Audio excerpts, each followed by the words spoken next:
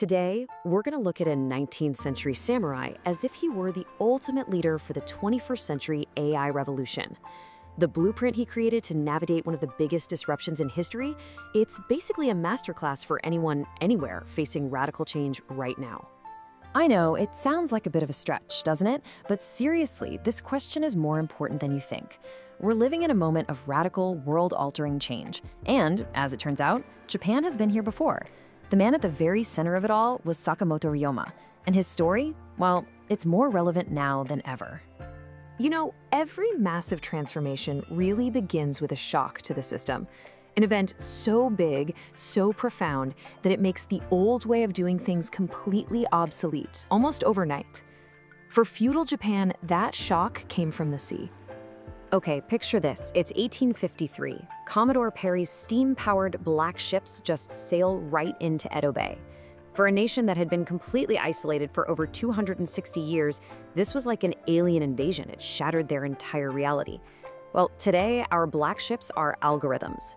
Generative AI is that exact same external, technologically superior force arriving on our shores and forcing every single one of us to confront the future.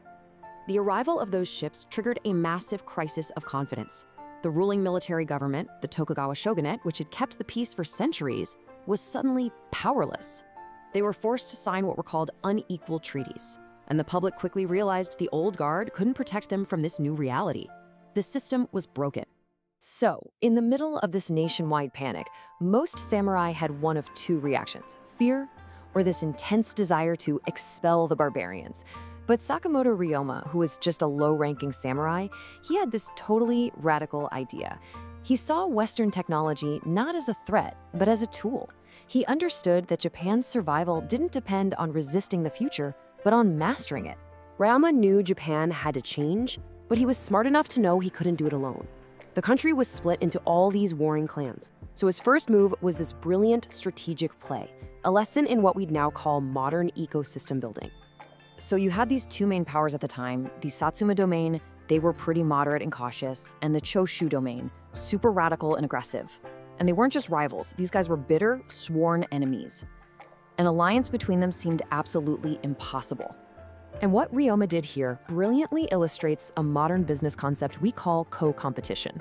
It's this idea that direct competitors can and actually should team up to tackle a larger shared challenge. You know, think Microsoft and OpenAI. Ryoma was putting this ecosystem strategy into practice a century and a half before Silicon Valley ever made it a buzzword.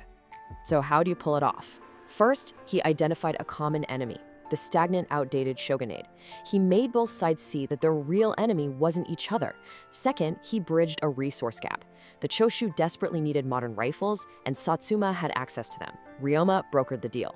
And finally, in 1866, he made it official, forming the Satcho Alliance and creating a powerful new ecosystem that could actually change the country.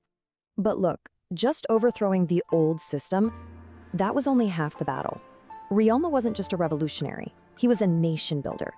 He knew Japan didn't just need a new leader, it needed a whole new operating system.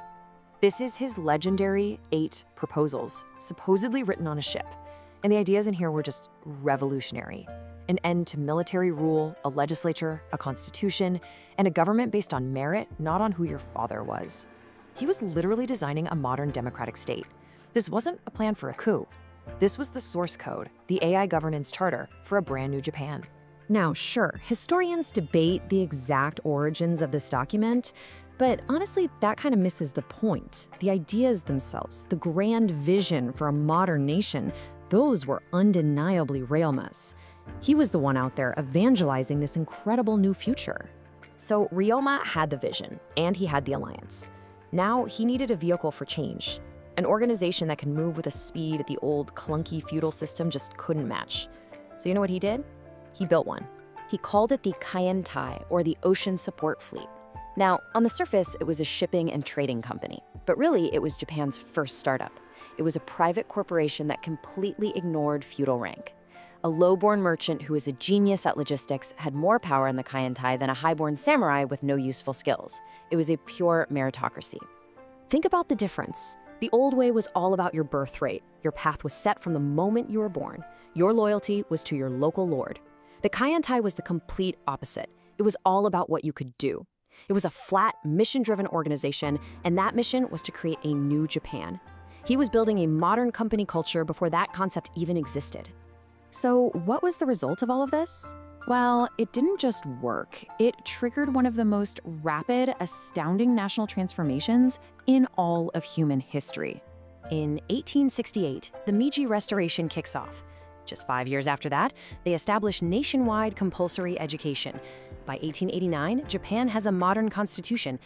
And get this, by 1905, a country that was basically a medieval society just a few decades earlier defeats a major European power, Russia, in a modern war. It was an absolutely breathtaking leap into the future. Just think about that timescale for a second. In roughly 30 years, a single generation, Japan went from a nation of swords and samurai to a nation of steam engines and battleships. It didn't just evolve, it leapfrogged over centuries of development. And that right there is the ultimate legacy of Sakamoto Ryoma, who was tragically assassinated just before he could see his vision fully come to life. He proved that with the right mindset, a clear blueprint, and an ecosystem built for action, it's absolutely possible to bypass slow incremental change and make a generational leap straight into the future. And so that brings us right back to today. The black ships of AI are in our harbor. The old ways of operating are being exposed as weak and outdated. The need for new alliances, new operating systems, and new merit-based organizations has never been clearer. So the question that Ryoma's legacy leaves for all of us is this: what will your restoration look like?